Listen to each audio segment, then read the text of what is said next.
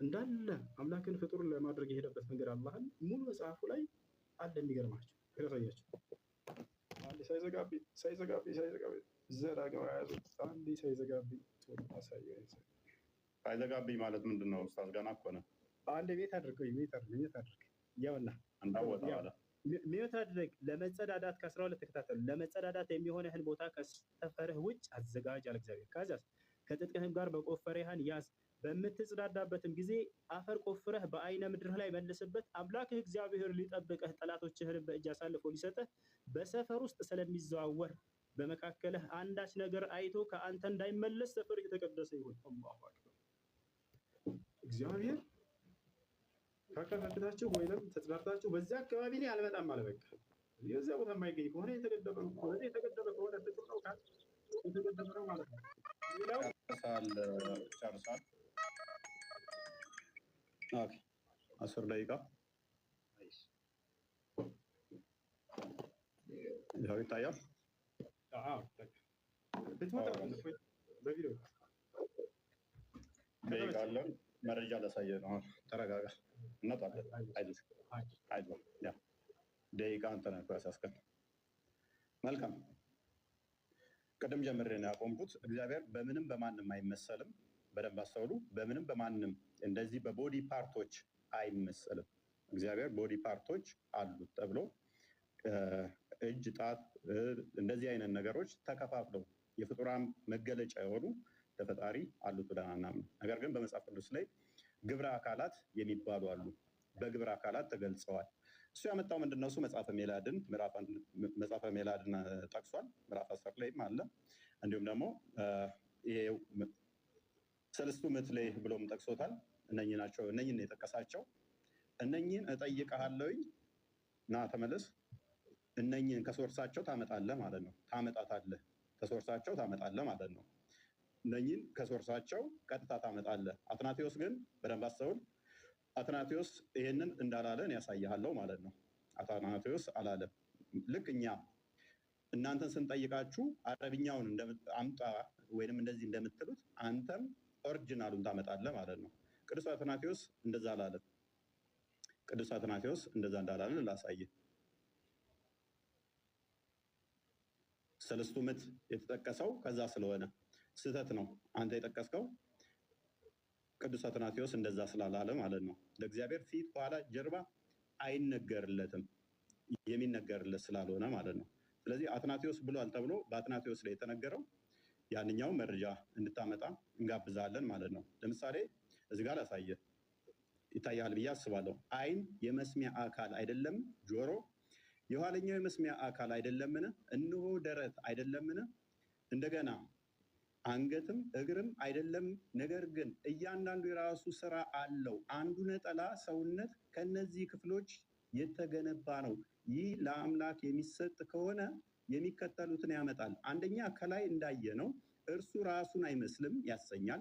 ሁለተኛ ተፈጥሯዊ በሆነ ሁኔታ የአካል ክፍሎች እንደሚከፋፈሉ እርሱንም እንደገና እንዲከፋፈል እናደርገዋለን ይላል። በመሆኑም እግዚአብሔር የአካል ክፍሎች አሉት ማለት ተገቢ አለመሆኑን ይልቅ ያትታል። እኛ ጋር ያሉ የአካል ክፍሎች ለእግዚአብሔር ሰጥቶ መናገር ወይንም ለእግዚአብሔር አካሉን ከፋፍሎ አይኑ የሆነ የአካል ክፍሉ፣ ጆሮ የሆነ የአካል ክፍሉ ነው፣ እጁም የሆነ የአካል ክፍሉ ነው እያል ልንከፋፍለው አይገባም። ማን ያለው? አትናቴዎስ። ይታያል። አንተ ሰለስቱ ምዕትና መጽሐፈ ሜላድን ያመጣኸው ማለት ነው። እነኚህ ሙሉ የአካል ክፍል እንደሌለው ዮሐንስ አፈወርቅም የሚናገሩበት ነው። ለእግዚአብሔር እንደዛ አይነገርም። ወዳጃችን ደግመ ክሮስ ቼክ ሳታደርግ መረጃ ዘህ እንዳመጣ ማለት ነው። ምክንያቱም እግዚአብሔር ምንድን ነው ብለን ነው የምናምነው እኛ። እግዚአብሔር ምንድን ነው ብለን ነው የምናምነው? እግዚአብሔር መንፈስ ነው፣ በሁሉ የሞላ ነው፣ በሁሉ ያለ ነው። እግዚአብሔር መንፈስ እንደመሆኑ ለእርሱ መሄድ፣ መምጣት፣ መቆም፣ መነሳት አይነገርም። እሱን መማር አለብህ ኡስታዝ። እግዚአብሔር በሁሉ የሞላ ነው። እኔ የቅርብ አምላክ ነኝ እንጂ የሩቅ አምላክ አይደለሁም። ሰው በስውር ቢሸሸግ እኔ አላየውም። ሰማይንና ምድርን የሞላሁ እኔ አይደለሁም ይላል እግዚአብሔር። ማን? ሰማይና ምድርን የሞላ ነው እሱ። ስለዚህ ሰማይና ምድርን የሞላው እርሱ መሄድ፣ መምጣት፣ መቆም፣ መነሳት እነኛ አይነገሩለትም። እነኛ የተነገሩትን ካመጣ ይተረጎማሉ። ትርጓሜያቸው ምንድን ነው? ከመገለጥ አንጻር የተነገሩ ናቸው። ከመንፈስህ ወዴት እሄዳለሁ? ከፊትህስ ወዴት እሸሻለሁ? ወደ ሰማይ ብወጣ አንተ በዚያ ነህ፣ ወደ ሲኦልም ብወርድ በዚያ አለህ። አላህን ከእግዚአብሔር ጋር እያመሳሰልከው ነው እንዴ ኡስታዝ? ሱራ 16:4 ላይ ከማንም ጋር ታመሳስል ብሎ ነበር። ለምን ታመሳስለው? አላህ ጭንቅላት ተገኝቶለት ነው አለው ራስም ምናምን ብለህ ያልከው? አላህ ጭንቅላት አለው የሚል ከቁርአን ላይ አንድ ጥቅስ ትሰጠኛለህ ማለት ነው? ወይንስ ነቢያቶች አዎ አላህ ጭንቅላት አለው ብለው ሰብከዋል ብለህ ታምናለህ? አላህ ጭንቅላት አለው ማለት ነው? ስለ ዙፋን አንስተሃል። ኦኬ፣ ስለ ዙፋን ካነሳ ደግሞ ዙፋኑ ማን ነው? ልጁ ነው። ለምሳሌ ልጁ በዙፋን ይህንን ታምናለህ? ስለ ልጁ ግን አምላክ ሆይ ዙፋንህ ይላል። ያ ዙፋኑ የልጁ ታምናለህ? ማን ነው? እሱም ክርስቶስ አብ ነው ስለ ልጁ የሚናገረው። እስከ ዘላለም ድረስ ይኖራል፣ የመንግስት ብትር የቅንነት ብትር ነው ይላል። ይህንን ታምናለህ? ኦኬ፣ እዚህ ላይ ሌላ አንድ አባት ሰጥሃለሁኝ። ዙፋን የሚለው እንደ የፊዚካል ሴንሱን ሰጥተኸው አይደለም፣ ቅንነቱን፣ ፍርዱን እሱን ለመግለጽም ዙፋን ተብሎ ተገልጿልና እንጂ ፊዚካል ቦዲ ቦታ አይደለም። ምክንያቱም እሱ በሁሉ የሞላ በሁሉ ያለ ነውና። ሚስትነትን አንጥተሃል። ሰማያትና ምድርን ያለ ቢጤ ፈጣሪ ነው፣ ለእርሱ ሚስት የሌለችው ሲሆን እንዴት ልጅ ይኖረዋል? ነገር ሁሉ ፈጠር የተባለው ልጅ ያስፈለገው ሚስት ያስፈለገው ልጅ ስለሌለችው ነው አይደለ? ልጅ የሚኖረው ሚስት ሲኖረው ነው። እግዚአብሔር ባልሽ ነው ቢል ጠባቂሽ ነው ተንከባካቢሽ ነው ለማለት ነው መጽሐፍ ቅዱስ። ያንተ ግን ሚስት ስለሌለኝ ነው ልጅ የለኝም ያለው። ማይገናኝ ለምን ታገናኛለህ ኡስታዝ? ምን ሆነ ነው? ይሄ ሚስት የለኝም ያለው ልጅ ስለሌለው ነው። ያኛው ግን ጠባቂ ነው፣ ተንከባካቢ ነው፣ መጋቢ ነው። ያንን ለመግለጽ ነው። ማይገናኙ ቶፒኮችን እንዳታገናኝ ደግመህ ማለት ነው። መውጣት መሄድ ኦኬ። የትኛው ነብይ ነው በመጨረሻ ቀን ባቱን አላህ ገልጦ እናየዋለን ያለ ነብይ አለ ኡስታዝ? የምታውቀዋለህ? ከነቢያት ውስጥ በመጨረሻ ቀን አላህን በባቱን እንለየዋለን ያለ አለ? ይኸው ባቱን ይገልጣል። ከዛስ እናውቀዋለን በሁለት አይነት ቅርጽ ይመጣና አላህ እንደዛ ብሎ ያስተማረ ነብይ አለ? ይኸው ሳሂህ ቡኻሪ 74:39 ላይ Now we wait our Lord, then the Almighty will come to them in a shape other than the one which they saw the first time, and he will say, I am your Lord. They will say, you are not our Lord. ሙስሊሞች በቂያማ ቀን ራሱ ጌታቸውን ይከዱታል።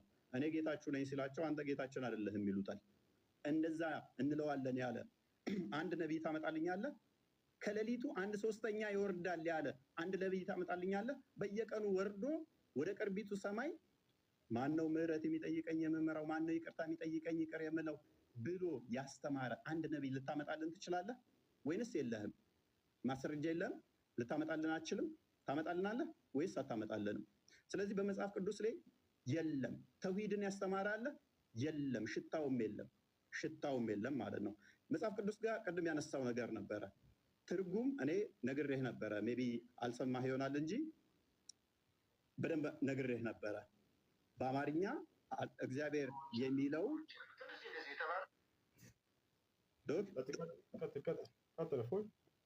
አዳምጥ። እግዚአብሔር የተባለው ማን ነው? እሱ የሚለውን አንዴ አዳምጥ።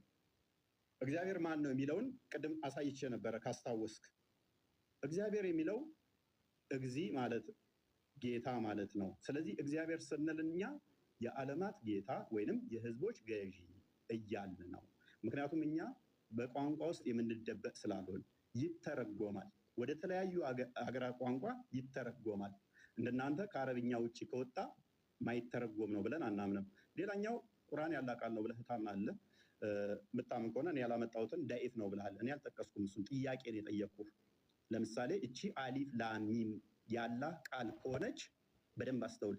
ዳኢፍ የምትለው እኔ ሐዲስ ነው የጠቀስኩብህ። እቺን ነው የጠቀስኩብህ።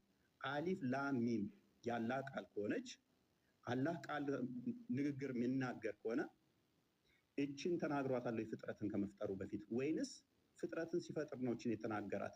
ስለዚህ አላህ ከባህሪያቱ ኤክሰርሳይዝ ያላደረገው ፍጥረትን ሲፈጥር ብቻ የሚያደርገው ባህሪ ነበረው ማለት ነው። ፍጡር ያልሆነ ነገር ግን ፍጡር የሚያስፈልገው ነው ማለት ነው። አላህ ለመናገር ፍጡር ያስፈልገዋል። ፍጡርን ካልፈጠረ አሊፍ ላሚም ብሎ መናገር አይችልም ነበር ማለት ነው። አይ ይችላል ካልክ